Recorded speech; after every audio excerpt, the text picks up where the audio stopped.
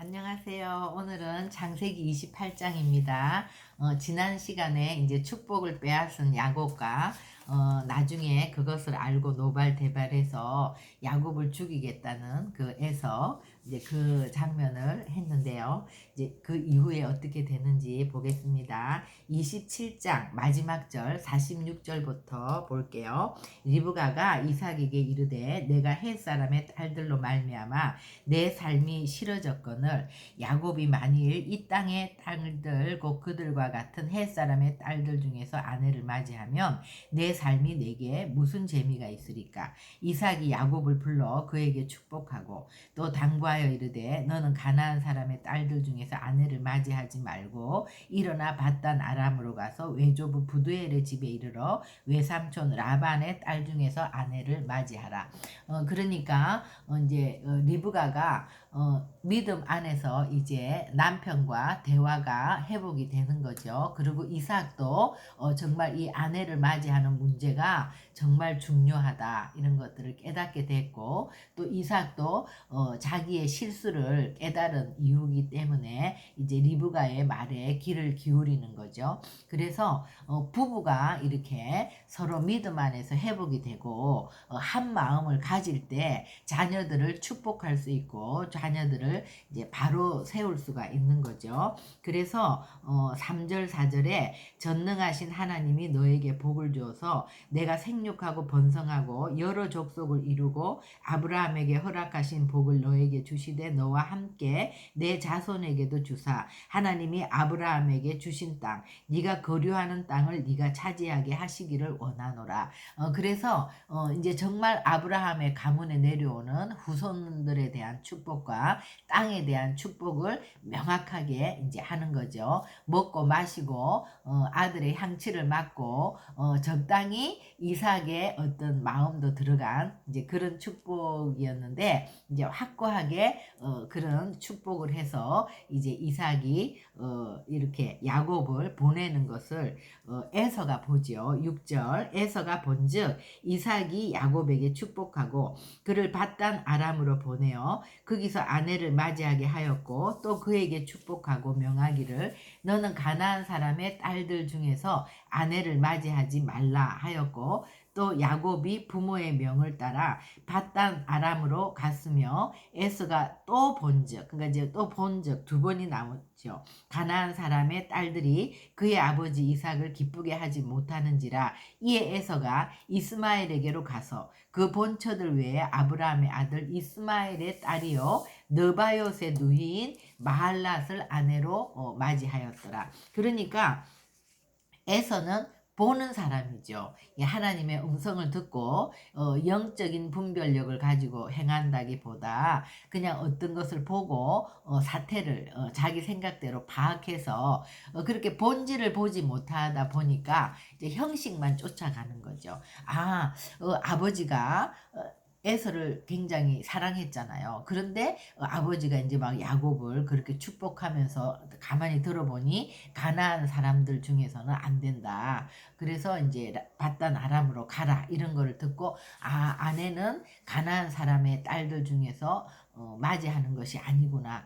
그렇다면 친족 중에서 맞이하는 거라면 굳이 내가 밧단 아람까지 갈 필요가 뭐가 있나. 그러면 가까운 삼촌 이스마엘에게로 가서 거기서 딸들을 취하면 되겠다. 이렇게 이제 형식만 따라가는 거죠. 그러니까 에서는 영적인 분별력이 없이 이렇게 하다 보니까 계속해서 어긋나는 길을 가는 거죠. 우리가 하나님의 뜻을 쫓아가는 길은 정말 그 길이 편하든 불편하든 어렵든 정말 그 길이 바른 길이라면 그 본질을 따라서 우리가 그 길을 가야 되는 것인데, 이렇게 에서가 계속 이런 하나님의 그런 마음을 놓치는 이제 그런 것들을 우리가 이제 보면서, 그럼에도 불구하고 지금 이제 야곱은 어쨌든 형 에서를 피해서 이제 도망자 신세로 정말 홈리스와 같이 이제 이 먼 길을 떠나는 처량한 신세가 되었잖아요.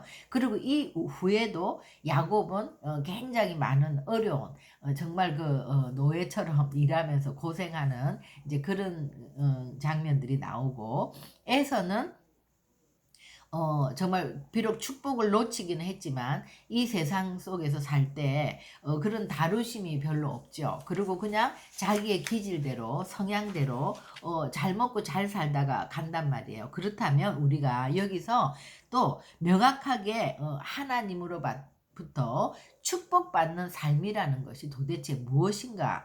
이거 명확하게 우리가 이제 보고 넘어가야 되는 거죠. 그러니까 하나님으로부터 축복을 받은 삶이라는 것은 잘 먹고 잘 사는 삶이 정말 아니라 내 삶이 하나님께 붙들려서 하나님이 주도해 나가는, 하나님이 이끌어가는 삶을 사는 자가 축복받는 삶이라는 거예요. 그러니까 에서는 뭐 그 기질대로 그냥 가도 하나님이 에서를 다루려고 하지 않지요. 그러나 야곱은 하나님께서 이제 라반을 붙이셔서 그 기질이 다루심을 받게 되는 거잖아요. 그러니까는 하나님은 처음에는 우리가 어떤 모습이든 뭐 사기꾼이든 뭐 도둑이든 뭐 비열하든 우리를 있는 모습 그대로 사랑하시지만 반드시 우리를 고쳐서 사용한다는 거예요. 그죠? 그러니까 하나님의 사람들은 하나님의 성품과 상관없이 우리 안에 존재하는 이런 기질들, 이거를 하나님이 반드시 그냥 두지 않으신다. 이것을 다루신다. 우리의 삶을 통해서. 그죠? 그래서 교회에 우리가 몇십 년을 다녀도 성품의 어떤 하나님의 그 성품, 그런 변화가 없다면 주님과 내가 관계를 맺고 사는 삶이 아닐 수 있다는 거죠. 그러니까 왜냐하면 하나님 앞에 붙잡힌 삶은 매일매일이 사실은 훈련이거든요. 나를 통해서 많은 영혼들이 돌아오게 하려면 우리를 통해서 예수 그리스도를 나타내야 되는데, 그러게 하기 위해서는 우리 안에 그 기질대로는 사용할 수가 없는 것이지 않습니까? 그래서 정말 다시 한번 우리가 명확하게 여기서 생각해야 되는 것은, 하나님께 축복받은 삶이라는 것은 반드시 하나님이 우리를 이끌어가는, 하나님 앞에 붙들려서 우리가 이끌려가는 삶이기 때문에 하나님의 다루심이 있다. 내 삶 속에서 여러 가지 환경과 여건을 통해서 우리를 다루시고 우리를 고쳐서 사용하시는 것이지, 이 기질, 이 성향대로 절대 영혼들을 돌아오게 하는 그런 삶을 살 수가 없다는 거죠. 그죠? 그래서 이제 베델에서 야곱의 하나님을 어떻게 만나는지 우리가 보겠습니다. 야곱이 브엘세바에서 떠나 하란으로 향하여 가더니 한 곳에 이르러는 해가 진지라. 거기서 유숙하려고 그곳에 한 돌을 가져다가 베개로 삼고 거기 누워 자더니, 그러니까 정말 홈리스죠. 진짜 이불도 없고 어떤 그것도 없는 이런 길거리에 돌을 베개로 사는 가는 이 먼 길을 그렇게 가는 거예요. 그래서 꿈에 본즉 사다리가 땅 위에 서 있는데 그 꼭대기가 하늘에 닿았고, 또 본즉 하나님의 사자들이 그 위에서 오르락 내리락 하고, 이제 그런 꿈을 꾼 거예요. 하나님의 사자들이 오르락 내리락 하고, 이 우리가 어디서 많이 본 장면이죠. 이게 이제 요한복음 1장 51절에 보면, 또 이르시되 진실로 진실로 너희에게 이르노니 하늘이 열리고 하나님의 사자들이 인자 위에 오르락 내리락 하는 것을 보리라. 그죠? 그러면 지금 여기 사다리, 하늘과 땅에서 하늘로 연결된 이 사다리는 무엇인가요? 이것은 예수님인 거죠. 인자인 거죠. 그러니까 우리 신약 백성은 명확히 아는 거예요. 정말 우리가 땅에 있는 우리가 하나님을 만나는 길은 예수 그리스도 외에 없단 말이에요. 그러니까 에서도 자기 나름대로의 방법으로 노력을 했고, 야곱도 정말 속이고 막 이렇게 거짓말을 하면서 자신의 방법대로 노력을 했지만, 이런 노력으로 우리가 주님과 관계를 맺을 수는 없는 거예요. 그죠? 그런데 이제 지금 하나님께서 어떤 자를 만나 주신다고 했어요.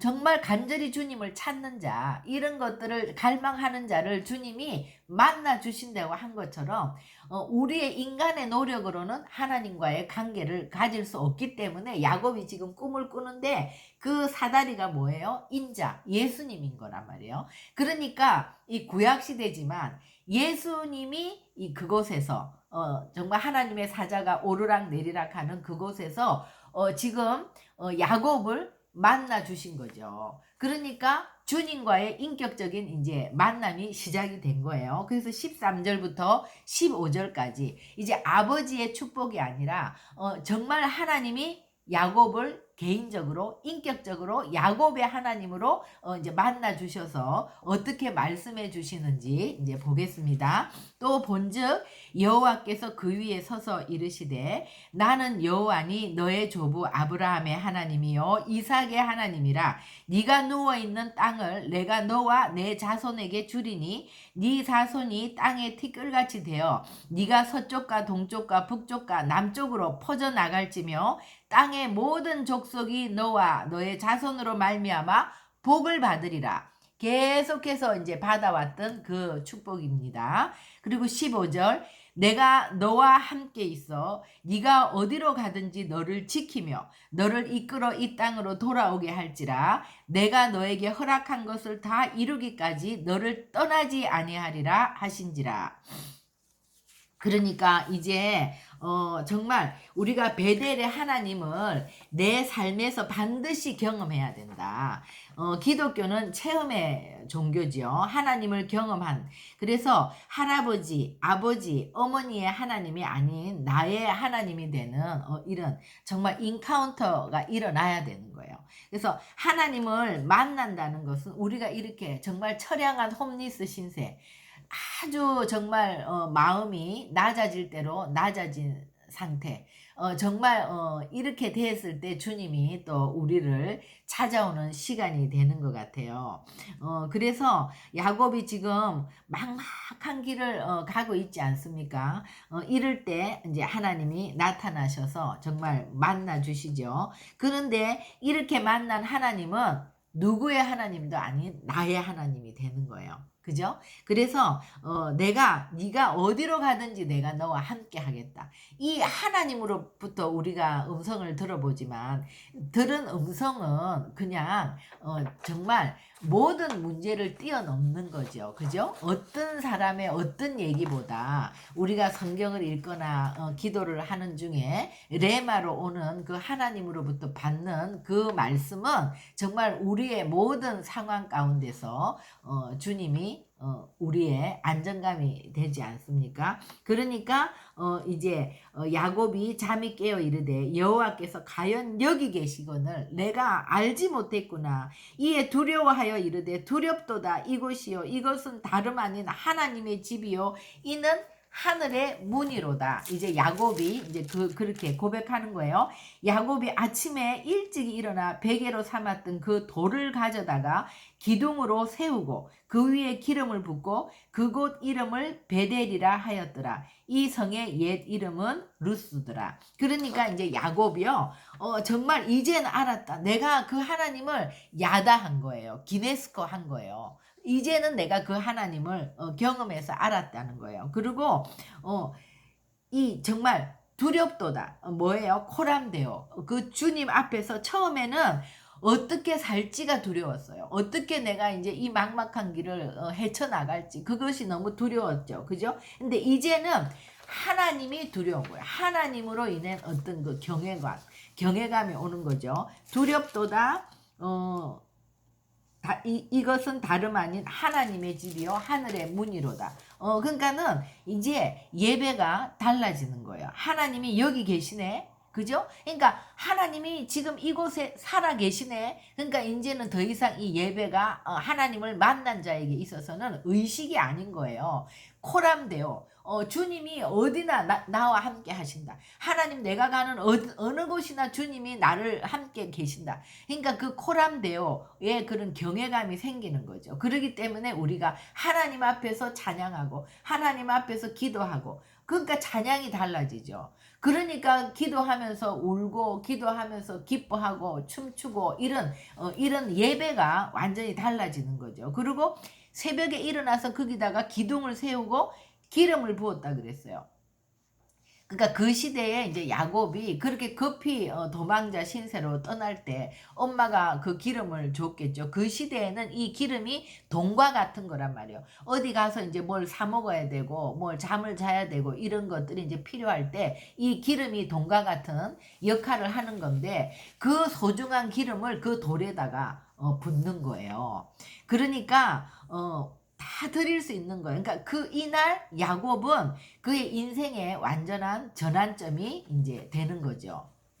그래서 이제 신앙을 고백하는 거예요. 야곱이 서원하여 이르되 하나님이 나와 함께 계셔서 내가 가는 이 길에서 나를 지키시고 먹을 떡과 입을 옷을 주시어 내가 평안히 아버지 집으로 돌아가게 하시오면 여호와께서 나의 하나님이 되실 것이요 내가 기둥으로 세운 이 돌이 하나님의 집이 될 것이요 하나님께서 내게 주신 모든 것에서 10분의 1을 내가 반드시 하나님께 드리겠나이다 하였더라. 근데 여기서요 평안히 아버지 집으로 돌아가게 하시오면 이렇게 조건으로 번역이 됐기 때문에 또 많은 사람들은 이 기도가 이 신앙 고백이 야곱답다.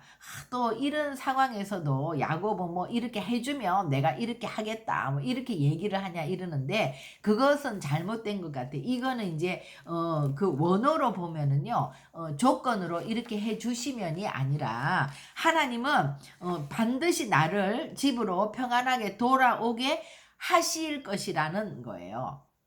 그렇게 하시리니 이제 그 얘기예요. 그러니까 조건이 아니라. 그러니까 하나님과의 만남에서 터져 나오는 신앙 고백을 통해서 우리가 비로소 이제 교회의 일원이 되는 거죠. 하나님을 만난 사람은 정말 진짜 하나님이 나와 함께 계시다는 거. 그죠? 어디를 가나 나를 떠나지 않는 임마누엘의 하나님을 고백하는 거죠. 그리고 내가 나를 이 길에서 지켜주신다. 언제나 나를 눈동자와 같이 지키시는 분이라는 거. 그리고 내가 먹을 떡과 입을 옷을 나의 모든 필요를 아시고 끝까지 나를 책임져 주시고 그죠?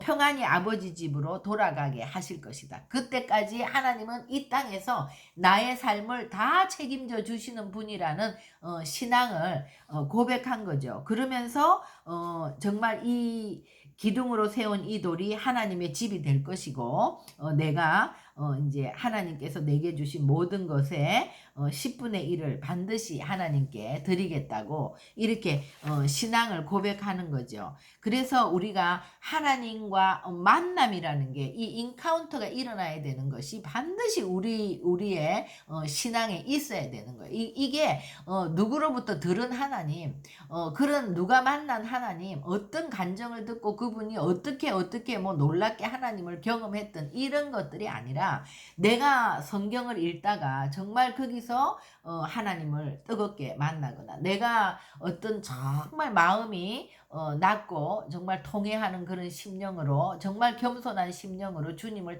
찾으며 내 어렵고 힘든 형편 가운데서 그렇게 주님을 찾으면서 기도할 때 만나는 하나님 이렇게 지금 야곱과 같이 이렇게 우리가 굉장히 마음이 정말 낮아 있을 때 주님이 우리를 찾아오시죠. 교만한 자는 주님이 찾지 않으시죠. 이렇게 그렇게 해서 나의 하나님을 만나면 신앙의 진짜 예배가 완전히 달라지는 것이고 그리고 정말 우리가 요한복음에 향유 옥합을 깬 그 마리아와 같이 눈물로 예수님의 발을 씻는 정말 그 향유 옥합을 깨뜨려서 주님의 장례를 준비하는 그 정말 하나님의 비밀과 계시를 아는 이제 그런 예배자가 되는 거죠. 그러면서 이렇게 하나님 안에 내가 나와 영원히 함께 하시고 나를 지키시고 나의 필요를 채워주시고 나를 끝까지 책임져 주시는 그 하나님을 향한 이런 고백이 터져 나오는 것이죠. 그러니까 이것은요 우리가 정말 배워서 되는 것이 아니라 신앙은 반드시 이 하나님을 만나야 되고 경험해야 되는 것이죠.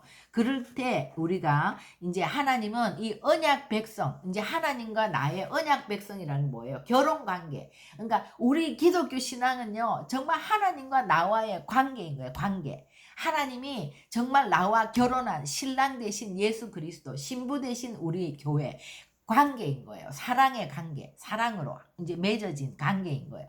이 관계가 되고 나면 하나님이 우리의 성품을 다루시고 우리의 모든 것들에 개입하셔서 하나님이 마침내 우리를 언약 백성으로 이제 했으니까 우리를 통해서 이렇게 축복하신 것 같이 많은 영혼들이 우리를 통해서 돌아올 수 있도록 우리가 축복의 통로가 되는 거죠. 그래서 결국은 이 야곱을 통해서 나중에 이제 33절에 나오겠지만 에서에게 그 빼앗아 갔던 축복, 블레싱을 다시 이제 돌려주는 그래서 하나가 되는. 그리고 나중에 요셉도 마찬가지예요. 요셉이 그 형제들을 다 축복하고 그 애굽의 이방인들을 또 다 이렇게 하는 그런 것이 예수 그리스도가 오셔서 교회인 언약 백성인 우리를 통해서 열방을 구원하는 모습이죠. 그러니까 한 사람이 주님 앞에 돌아오면 반드시 하나님은 그 사람을 통해서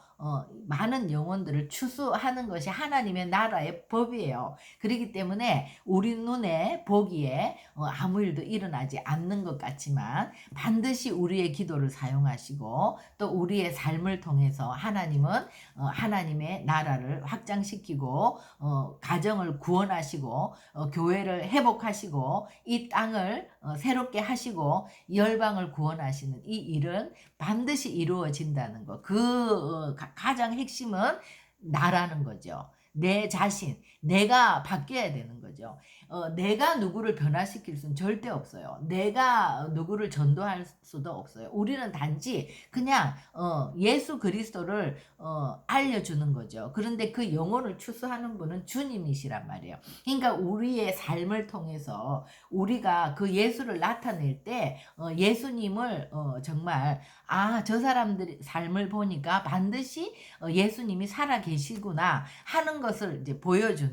그래서 우리가 항상 초점이 성품이 변해야 된다. 우리가 하나님의 성품 안으로 들어가야 된다. 그것은요, 아침 저녁으로 하나님의 말씀을 읽고 하나님의 말씀을 묵상하고 이 말씀이 내 삶에 이루어지도록 기도하는 것 외에는 방법이 없는 거예요. 그렇게 될 때 우리의 삶을 통해서 하나님은 이 놀라운 일들을 행하신다는 것을 믿고 항상 나의 변화에 초점 맞추는 우리 모두가 되기를 원합니다. 기도하시겠습니다. 하나님 감사합니다. 오늘 우리가 베델에서 야곱이 이제 나의 하나님을 만났는데 우리 하나님의 모든 교회 안에 정말 이 인카운터가 일어날 수 있도록 우리가 주님을 찾고 찾으며 하나님을 만날 만할 때 주님의 이름을 부르는 자들이 되게 하여 주시고 하나님을 만나고 하나님을 경험해야만